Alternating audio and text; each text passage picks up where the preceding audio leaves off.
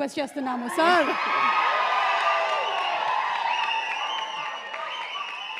అందరికీ నమస్కారం.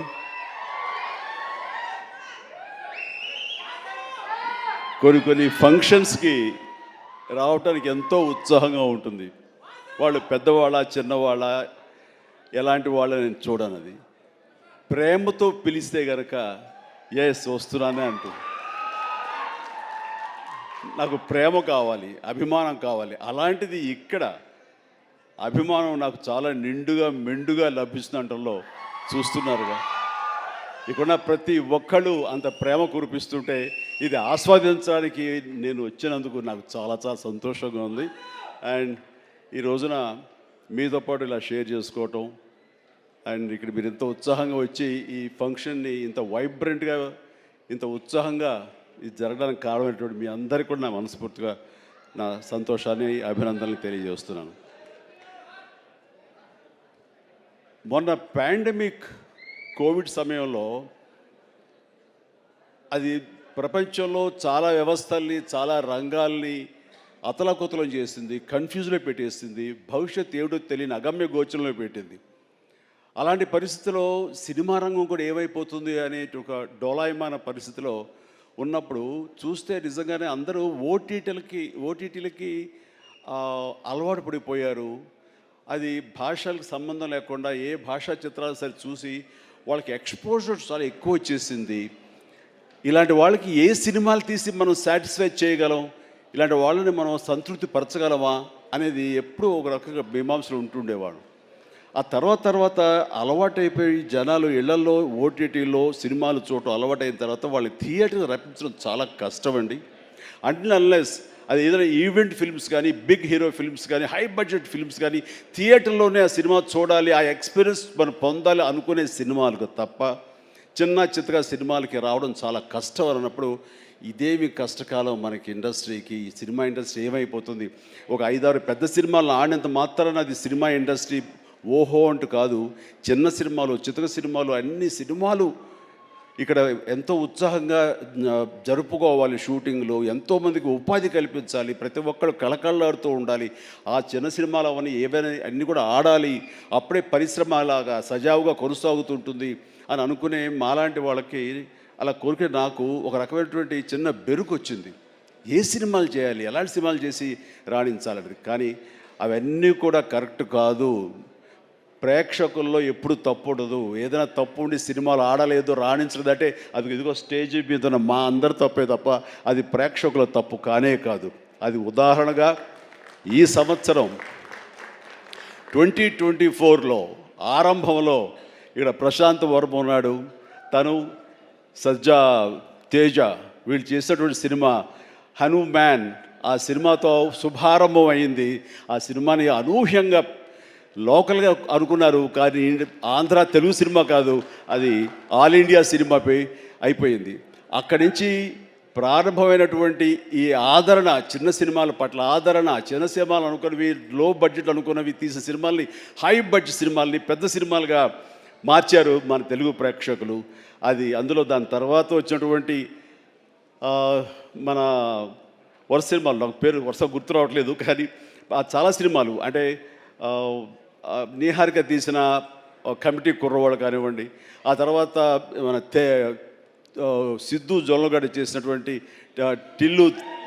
టిల్లు సినిమా కానివ్వండి, ఆ తర్వాత ఆయ్ అనే సినిమా, ఇట్లా ఒకటేంటి చాలా సినిమాలు వరుసగా హిట్ అవుతూ ఒక్క సమ్మర్ మాత్రం అంత మంచి సీజన్ ఈ సినిమాలు లేకుండా చేసుకున్నాం. అది మన యొక్క జాప్యంలో జరిగినటువంటి పొరపాటే తప్ప ఆ తర్వాత మళ్ళీ చూస్తే కనుక మొన్న దీపావళికి అమరన్ కానీ, కా కానీ, ఆ తర్వాత లక్కీ భాస్కర్ కానీ ఇవన్నీ కూడా ఎంత ఆదరణ పొందినాయి అంటే అంతా ఇంత కాదు. వీటి వెనకాల ఎవరు పెద్ద పెద్ద డైరెక్టర్స్ ఎవరు లేరు, పెద్ద పెద్ద యాక్టర్లు ఎవరు లేరు. ఇది కోటాను కోట్లు ఖర్చు పెట్టి తీసినవి కావు. బట్ కంటెంట్ అన్నది ఈ రోజున మన ఆయువు పట్టు. ఆ కంటెంట్ బాగుండాలి, సినిమాల్లో ఎంటర్టైన్మెంట్ పొందగలగాలి, వాళ్ళు ఇవ్వగలగాలి. మనం అది ఆస్వాదించడానికి ఎప్పుడు ప్రేక్షకులు రెడీగా ఉంటారు. అది అందుకు నేను అంటాను, ఏదైనా సినిమాలు ఆడవు, ఇక ఓటీటీకి అలవాటు పడిపోయారు, థియేటర్స్ రావడం అది కష్టం అనేది మాత్రం అవాస్తవం. ఈ రోజున మొన్న ఈ సినిమా వరుసలో మన సత్య ఇందులో ఉన్నాడు. సత్య చేసినటువంటి అలాగే మన కీరవాణి గారి అబ్బాయి చేసిన శ్రీ మత్తు వదలరా 2 ఎంత బాగుంది ఆ సినిమా, ఎంత సరదాగా ఉంది, ఆద్యంతో చాలా చాలా బాగుంది. ఇవన్నీ కూడా నేనే ఉత్సాహంగా సినిమాలు 2 సార్లు చూశాను ఆ సినిమా. ఇట్లాగా సినిమా బాగుంటే థియేటర్స్కి వస్తారు, చూస్తారు, వాళ్ళు ఎంటర్టైన్మెంట్ పొందడానికి వాళ్ళు ఎంత డబ్బైనా ఖర్చు పెట్టడానికి రెడీగా ఉన్నారు. అయితే ఆ సినిమా వాళ్ళకి అందేలాగా మనం చాకచక్యంగా తీయాలి, మనం శ్రద్ధాశక్తులతో తీయాలి. ఆ కంటెంట్ని మనం 1-2 సార్లు చెక్ చేసుకుంటే కానీ మనం బయటకు వదలకూడదు. ఎందుకంటే ఈ రోజున దాదాపుగా 125 సినిమాల దాకా ఇంతవరకు రిలీజ్ అయితే అందులో ఆల్మోస్ట్ 20% ఫిల్మ్స్ సూపర్ హిట్ అయినాయి. ఇది మంచి పర్సంటేజ్. అండ్ ఆ రకంగా ఈ రోజున ఈ జీబ్రా మంచి కంటెంట్ తోటి ఉందని అర్థమవుతుంది. ఇది వెరీ గుడ్ ఎంటర్టైన్మెంట్ ఉంది. ఇందులో మంచి స్టార్ కాస్ట్ ఉన్నారు, అందరూ వండర్ఫుల్ యాక్టర్స్ ఉన్నారు. అండ్ టోటల్గా ఇది మంచి ఎంటర్టైన్మెంట్తో పాటు ఒక క్రైమ్ ఎలిమెంట్, ఇప్పుడే విన్నాను ఫ్యామిలీ కూడా ఉంది, ఎమోషన్స్ ఉన్నాయని విన్నాను. ఖచ్చితంగా ఈ జీబ్రా మంచి హిట్. ఇప్పుడే రాశాను అక్కడ, ఈ బొమ్మ సూపర్ హిట్ అని. అవ్వాలి, అవుతుంది.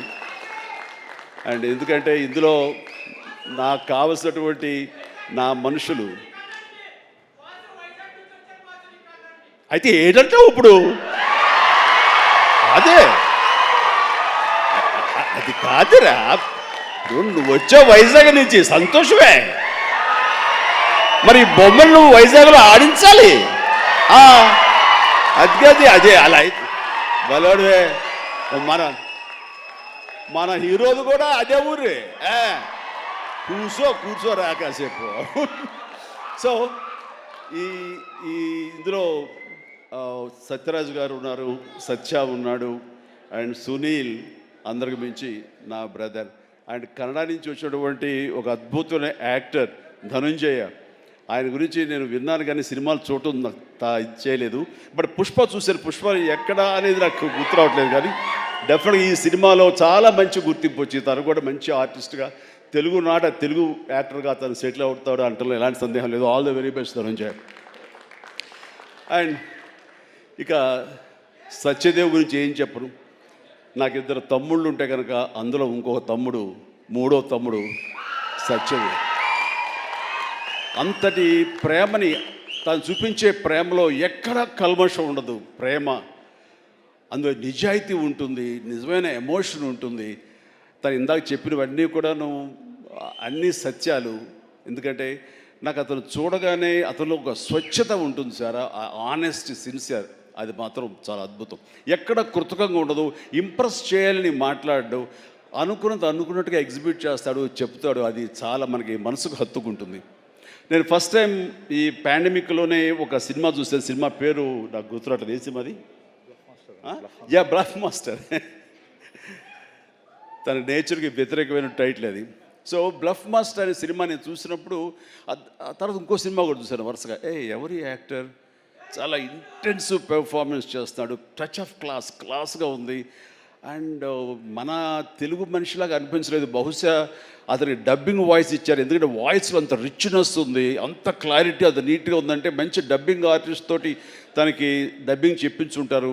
కాబట్టి ఎవడో బయట వ్యక్తి అయి ఉంటాడు. ఏ యాక్టర్, ఏ కన్నడనా ఇంకోటి అనిపించేది. అని ఎవరితో మాట్లాడుతూ, లేదండి మన వైజాగ్ అబ్బాయి అన్నాడు. మనూరి అంటారా, మన వైజాగ్ అబ్బాయి అని చెప్పేసి అన్నారు. అనేసరికి నిన్న ఒకసారి అతన్ని చూడాలనుకున్నాను, మనం మాట్లాడాలనుకుంటున్నాను. ఎందుకంటే అతనిలో బెస్ట్ యాక్టర్ ఉన్నాడు. మరి అతనికి ఎవరు వెనక నుండి సలహాలు ఇస్తున్నారు, తన లైఫ్ ఎలా మోల్డ్ చేసుకుంటున్నారు నాకు తెలియట్లేదు. ఊరికనే సరదా మాట్లాడదాం అనిపించింది. నాకున్న ఇంప్రెషన్ తనతో షేర్ చేసుకుందాం అనిపిస్తుంది. అంటే వెంటనే ఫోన్ వెళ్ళటం ఏంటి, అప్పుడు ఫ్లాట్స్లో నుంచి, అపార్ట్మెంట్స్ నుంచి బయటికి వచ్చే ప్రసక్తే లేదు. అక్కడ వాళ్ళ యూనియన్ ఏదో ఉంటే కనుక వాళ్ళ స్పెషల్ పర్మిషన్ తీసుకుని అప్పుడు రోడ్డు మీద వచ్చి నన్ను కలవడం జరిగింది. చూడగానే నా పేరు సత్యదేవ్ అండి అది అన్నాడు. అనిన తర్వాత ఓకే వెరీ గుడ్, చాలా బాగా చేస్తాడు. కాసేపు పిచ్చాపడి మాట్లాడుకున్న తర్వాత, సార్ ఇక్కడ ఇందాక నాడే అది పచ్చబొట్టు అని కాదు, అది పడ్డ మచ్చ, అది నేల మీద. అది ఎందుకు పడ్డావు ఏంటది అంటాను. నేను మీ కొదమసింహం సినిమాలో మీరు రోప్లో జంప్ చేస్తుంటారు, నేను మా డిష్ టీవీ మా యాంటీనాలో ఉండే వైర్ తోటి అలా జంప్ చేసి కింద పడ్డానండి, అవి దెబ్బ తగిలింది. అయిన తర్వాత మీ ఇంపాక్ట్ ఎంత ఉంటుందని మీకు ఈ విషయం చెప్పాలి. దీన్ని కుట్లించడం కోసం మా నాన్నగారు హాస్పిటల్కి తీసుకెళ్ళారు. అప్పట్లో మత్తు గిత్తు లోకల్ ఇంజక్షన్స్ ఇవ్వలేదు.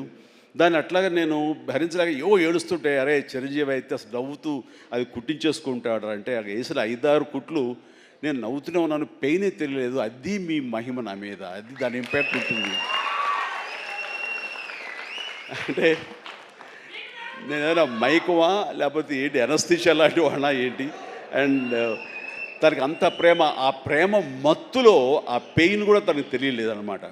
అది చెప్పినప్పుడు చాలా ఇంప్రెసివ్గా అనిపించింది. Such a coincidence. తను ఆ మాట చెప్తున్నప్పుడు దాని వెనకాల నా దగ్గర ఒకే ఒక పెద్ద వాల్ పోస్ట్, పెద్ద పెయింటింగ్ ఉంటుంది. అది కొదవ సింహంలో పెయింటింగ్ అనమాట. క్యాప్ అది పెట్టుకుని, సిగార్ నోట్లో పెట్టుకుని, ఇదేనండి ఇది చూసి అన్నాడు.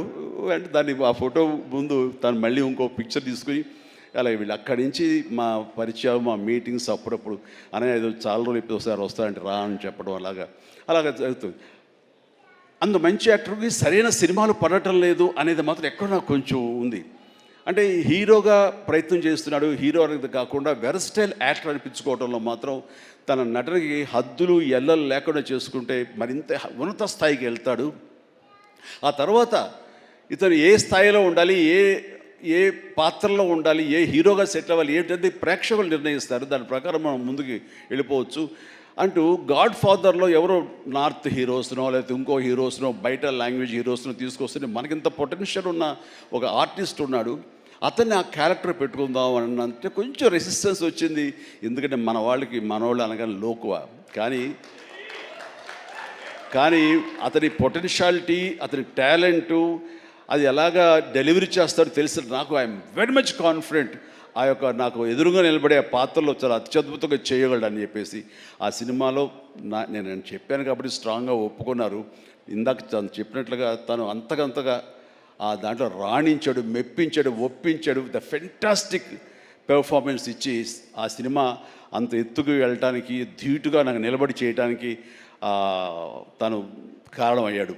అలాంటి సత్యదేవ్ నా నమ్మకాన్ని నిలబెట్టాడు. ఇందాక అది ఆ మాట తను అన్నప్పుడు మనస్ఫూర్తిగా దాన్ని నేను ఆహ్వానిస్తున్నాను, ఆస్వాదిస్తున్నాను. అండ్ తనకి ఇంకా ఎంతో మంచి బ్రైట్ ఫ్యూచర్ ఉంది. ఎందుకంటే సత్యదేవ్ లాంటి వెర్స్టైల్ యాక్టర్స్ మనకి తెలుగులో కరువైపోయారు. తను పరిధిని లిమిట్ చేసుకోకపోతే, ఎక్స్పాండ్ చేసుకుంటే బోల్డ్ అయిన అవకాశాలు తనకు వస్తాయి నేను చూస్తాను కూడాను. అండ్ అలాంటి ఈ సినిమాలో తను ఒక మాస్ హీరోగా కామెడీ తోటి, చాలా చక్కగా సెటిల్డ్ కామెడీ తోటి, ఒక యాక్షన్ తోటి ఈ సినిమాలో తనకి మంచి భవిష్యత్తు మళ్ళీ ఏర్పడుతుందని నేను భావిస్తున్నాను. అండ్ నా తమ్ముడుగా సత్యదేవ్కి ఆల్ ద వెరీ బెస్ట్ చెప్తూ ఈ సినిమా తనకి అద్భుతమైన విజయం చేకూరాలి. Please God bless really. నిజంగా ఇంకా నేను మరింత ఎత్తులు చూడాలి సత్యదేవ్. చూస్తాను కూడా. అండ్ ఇక ప్రొడ్యూసర్స్గా ఇద్దరు ద్వయం, మన Dinesh and Bala and Dinesh. And అలాగే వాళ్ళని సపోర్ట్ చేస్తూ ఇక్కడ ప్రస్తుతం ఉన్నట్టు ఎస్ఎన్ రెడ్డి గారు ఉన్నారు, బిల్డర్. ఆయన కూడా సపోర్ట్గా ఉన్నారు.